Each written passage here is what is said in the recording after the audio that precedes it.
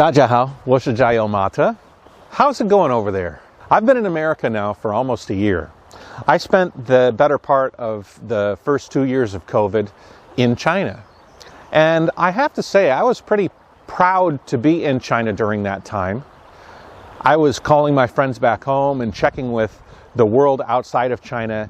And there was a lot of sickness and a lot of death. And China did a really good job of avoiding that horrific cost. I'm in America now, and we have sort of passed that costly phase. A lot of the West has done that. They paid a very, very heavy price for the freedom that I feel I am residing in now. Not a lot of masks, not a lot of worry about the virus, not a lot of precautions. We're sort of living with it. Now, a couple of important things have happened. Vaccines have been created and distributed and taken by a large percentage of the population. Not everybody. In the West, they give you a lot more choice in order to get vaccinated than you do in China. But life here feels normal, and it also feels just about right. Just about where the world should be at this period of time. Now, China didn't pay that heavy upfront cost of life. And that's still something to be very proud of. In China, you have 1 million human beings that are alive today based on population of America. Actually, if America was the size of China, they would have lost 4 million lives, which is very sad. Because those lives are like the most important lives among us, especially in China, you know that. The oldest among us are the most wise. They are the most experienced. They have the most to share. And it seems like in the West, those people held less value than everybody else. I think that history will not look very kindly upon the situation that happened in the West in the beginning periods in the first few years of COVID. But I also think things have changed, especially with understanding what this virus does, the effects on the body, how to prevent it, and how to deal with it with vaccines and care. And so I feel like things have shifted.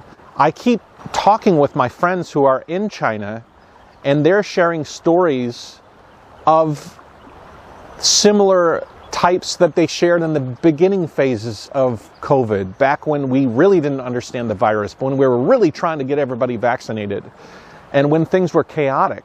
I mean, particularly in Shanghai, with how COVID is being dealt with there. It seems like, haven't we done this for the last 3 years?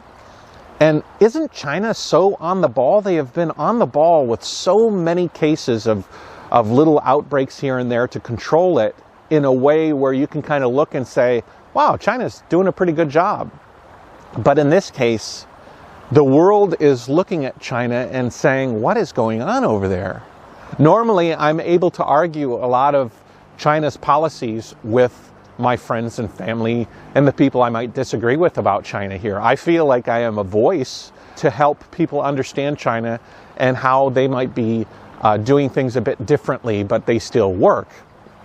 So I'm curious about how China is going to integrate into the world.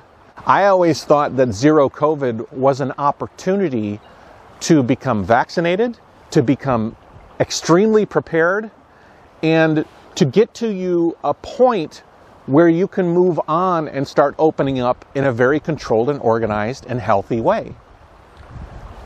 And I think that point was probably about 6 months ago. So I think that China is slowly losing the opportunity to maintain the title of a very, very good system on controlling the pandemic.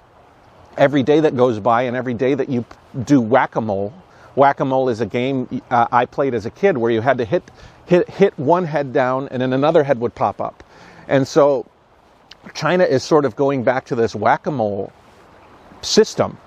And I have no doubt that you'll be able to do it. As a country, you're very organized. I think it would make more sense to move towards a lifestyle that's happening here in the West, because you haven't paid the millions of lives in death to get to where you could get to in the West without having to lose all of that life.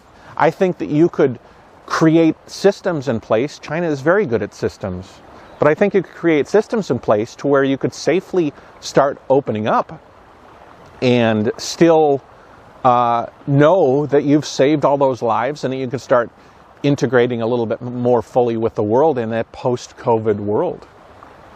Maybe I'm wrong, but as a person that's now on the outside, that has been on the inside of China for a very long time, this is my thoughts. And I think that you could live a more open life in China with a lot less fear towards COVID, because most of the population is vaccinated. Obviously, care needs to be taken towards the elderly and the infirmed. Anyways, that's all my thoughts. Let me know what you think in the comment section below. I think that China still has an opportunity to open up in a clean, efficient, and victorious way. And I'd like to see them do that. Anyways, thank you. Jayo. Bye-bye.